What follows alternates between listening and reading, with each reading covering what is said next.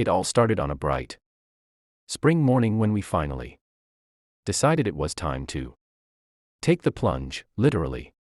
Our backyard, a patch of uneven grass and stubborn weeds, had been begging for some attention. And after months of debating, my spouse and I agreed we were going to build a pool.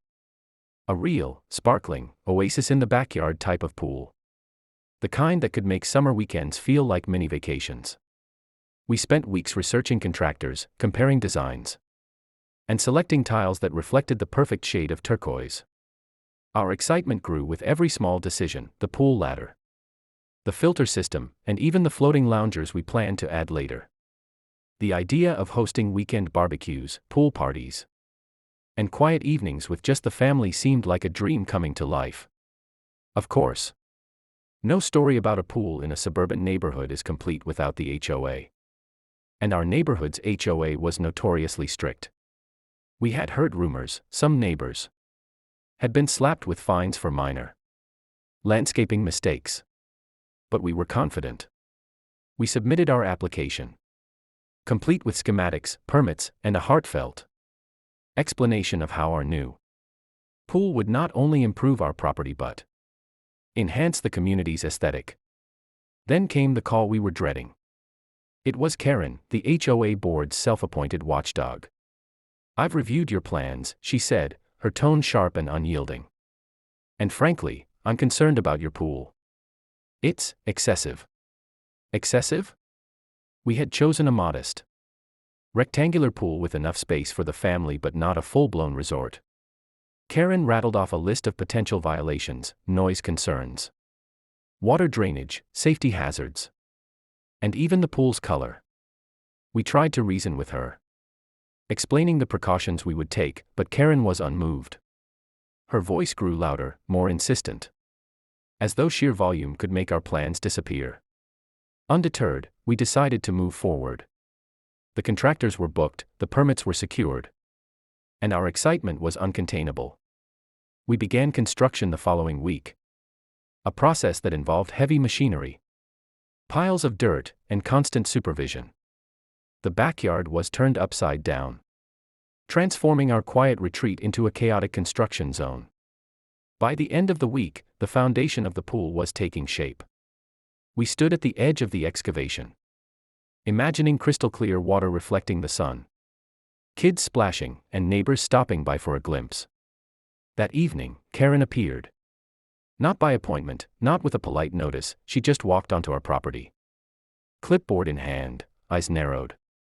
Her reaction was instant, dramatic, and utterly unforgettable.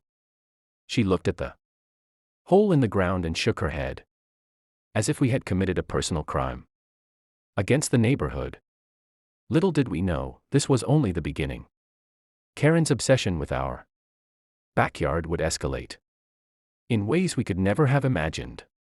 She wasn't just concerned. By the time the pool frame was installed, Karen's antics had reached new heights. It began with passive-aggressive notes slipped under our door. "Your excavation is an eyesore," one read, in perfectly legible, scrawled handwriting. "Neighborhood standards are for everyone, not just you." We tried to laugh it off at first, assuming it was a fleeting phase of HOA stress. But soon, Karen escalated. She showed up at our front yard every morning like clockwork, notebook in hand, pretending to inspect her own flowers while glaring at our backyard progress.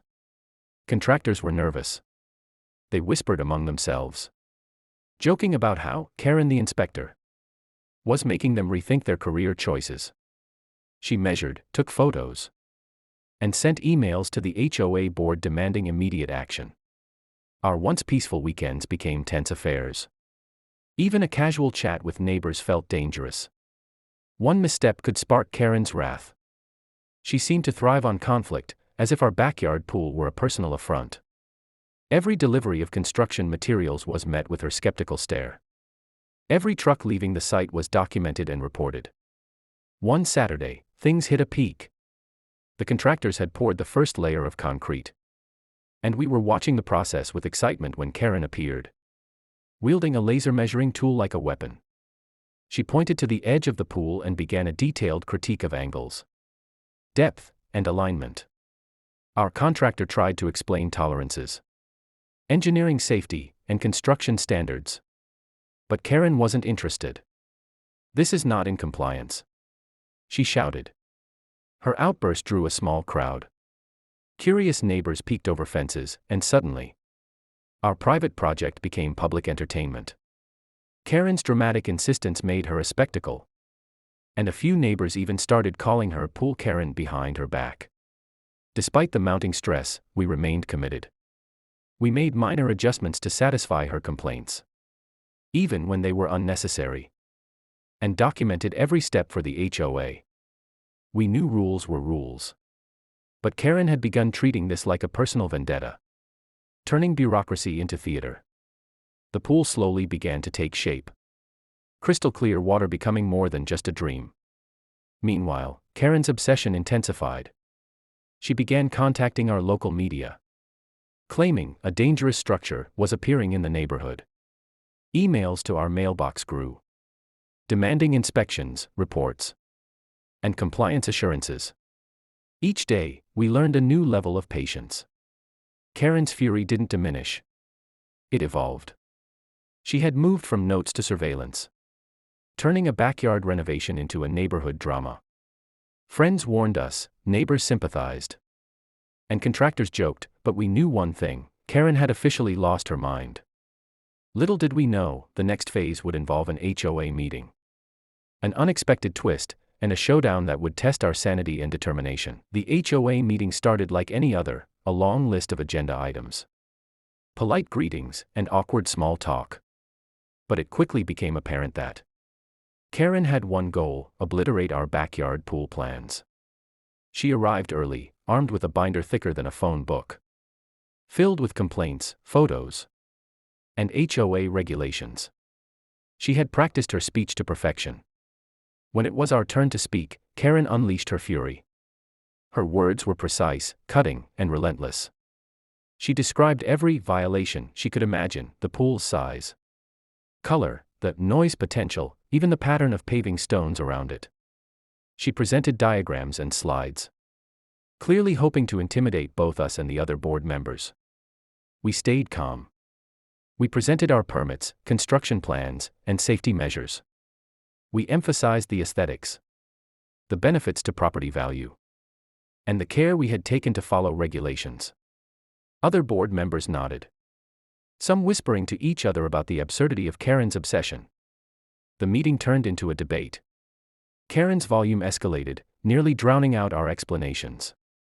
She insisted that this pool was not just a minor issue, it was a moral crisis for the neighborhood. At one point, a board member gently suggested, "Karen, perhaps you're overreacting." She paused, glared, and then doubled down. "Overreacting? Do you understand the precedent this sets?" We could see the frustration mounting in everyone else, including neighbors who had attended to support us.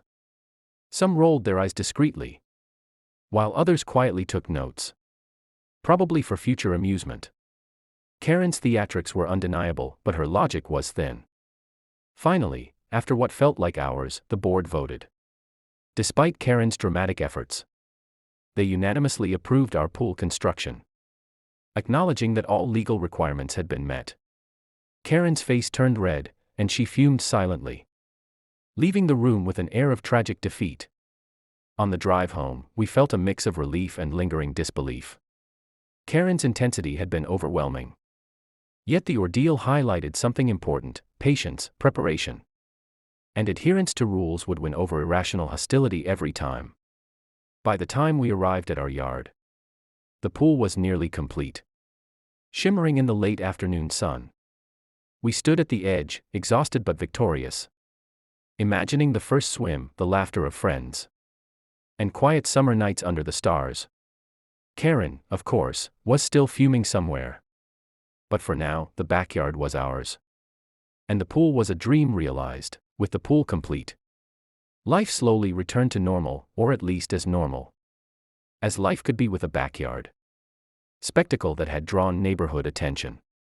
We spent the first weekend hosting a small gathering, splashing in the water, and grilling burgers. Laughter echoed across the yard. And the worries that had consumed us for months seemed almost surreal. Karen, true to form, appeared once more. She drove by slowly, peering over the fence, muttering complaints under her breath. But we ignored her. Our project was compliant, safe, and visually pleasing. Every concerned glance she cast only reminded us how far we had come. The neighbors, on the other hand, were thrilled. Children played in the pool. Adults lounged on chairs, and for the first time, our backyard felt like a community hub. People stopped by just to compliment the design, the attention to detail, and even the landscaping. Our persistence had paid off, and the positive energy was contagious. Over the next few weeks, Karen's attempts to stir trouble dwindled. Without a clear violation to latch onto, her complaints lost traction. We heard rumors that she had moved on to another target, leaving us to enjoy our pool in peace.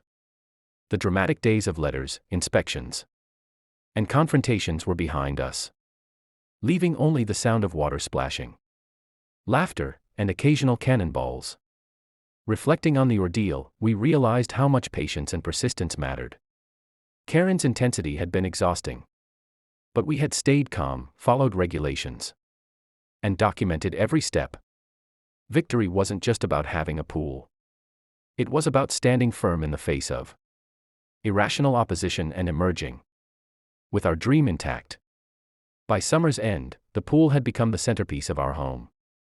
Friends, family, and neighbors gathered regularly, creating memories that would outlast any HOA drama. Karen occasionally peered from her window, but her attempts to derail our enjoyment had failed spectacularly. In the end, our backyard oasis was more than just a pool, it was a testament to resilience, patience, and the joy of seeing a dream come to life despite the obstacles. Karen may have lost her mind, but we had kept ours, and gained something infinitely better in return. A backyard we could enjoy for years, filled with laughter, fun, and the occasional splash of defiance.